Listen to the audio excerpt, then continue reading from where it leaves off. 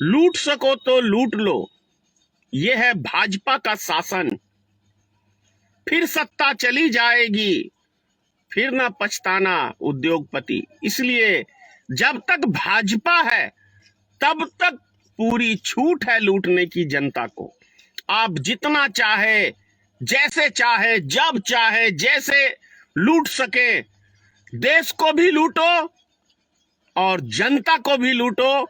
उसी का जीता जागता उदाहरण है 1 तारीख से यानी 1 दिसंबर से फिर से रिचार्ज पे 100 रुपया बढ़ाया है जियो, एयरटेल, जो भी ये रिचार्ज कंपनी है सिम की, सबने 100 रुपया एक साथ बढ़ाया है।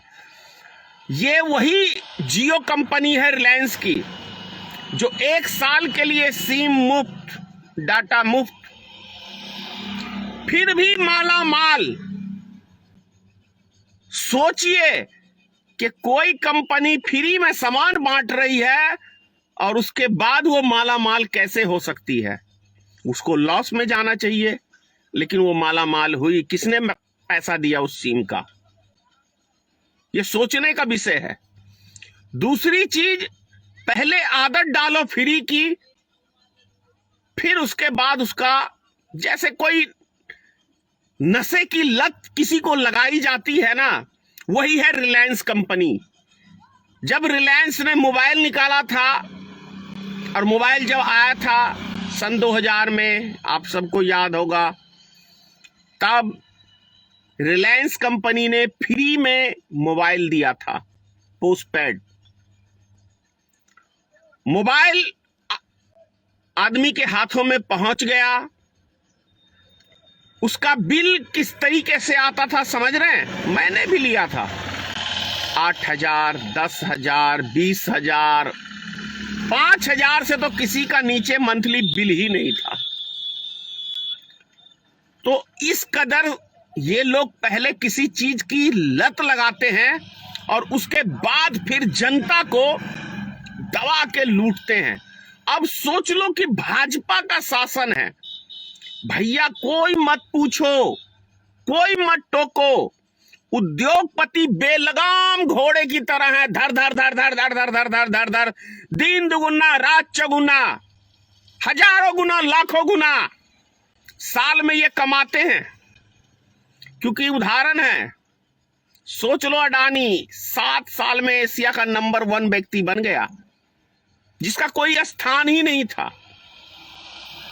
उसी तरीके से जो भी उद्योगपति हैं माला माल हुए जा रहे हैं। हमारा देश कंगाल हो रहा है, देश की जनता परेशान है। अब 56 दिन का आप रिचार्ज कराने जाएंगे तो आपको लगेगा कितना? 666 रुपया। जेब थोड़ी ढीली करो भाई, क्योंकि ये शासन है, फ्री छूट है। जो 549 रुपए का जियो था वो हो गया 666 रुपए का। तो आप समझ सकते हैं कि मोबाइल देखना भी आपको कितना महंगा। बेरोजगारी है देश के अंदर, लोग मोबाइल देख देख के टाइम पास करते हैं। अब आपका टाइम पास करना भी भारी पड़ने वाला है, क्योंकि 100 रुपए बढ़ गया है ना। अब 100 रुपए फिर से आपको एक सिम के लिए आपको एडजस्ट करना पड़ेगा। कमाई बहुत है भैया, आखिर ये उद्योगपति कहां रखेंगे इतना सारा धन? देश की जनता को चूस के कहां रखेंगे ये? और ये ऐसी सरकार हमारी बनी है जिसका किसी भी एक वस्तु पे, किसी एक चीज पे ऊपर कोई नियंत्रण नहीं है। डीजल हो, पेट्रोल हो, खाने पीने की वस्तु हो। अरे भैया, जब मोदी जी के शासन काल में 150 रुपए किलो प्याज, 70 रुपए किलो आलू तक बिक चुका है, तो क्या ये सत्ता चला रहे हैं? समझ सकते हैं आप। उद्योगपति, व्यापारी जो मोटे मोटे हैं, उनको माला माल करने के लिए यह सरकार आई है। हमें आपको दे दिया है एक बीमारी हिंदू मुसलमान की।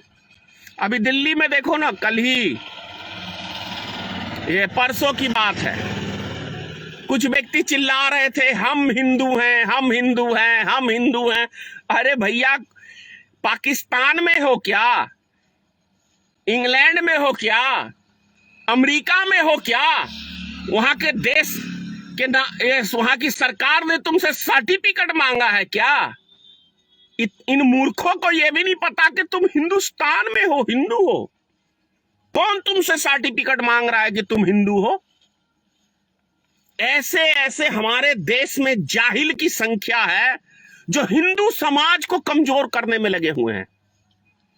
अभी मोहन भागवत जी का एक बयान देखा है मैंने, अखंड भारत बनाने का बोले हैं। चुनाव है, कुछ भी बना सकते हैं। अभी भैया 20 करोड़ मुसलमान है देश में, उसका भय दिखा के आप वोट मांगते हो।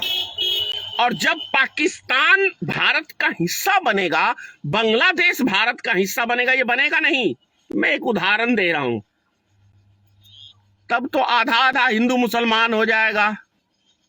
तब जब अभी से हिंदू समाज को 110 करोड़ हिंदू है भारत में, और तब 20 करोड़ का डर दिखाते हो, जब 50-50 हो जाएगा तब क्या होगा?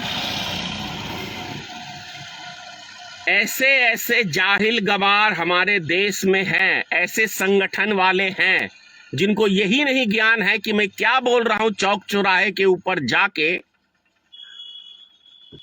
आश्चर्य लगता है। सारी शाखाएं आरएसएस की ही हैं, चाहे वो बजरंग दल हो, चाहे विश्व हिंदू परिषद हो। मतलब हिंदुओं को गुमराह करने के लिए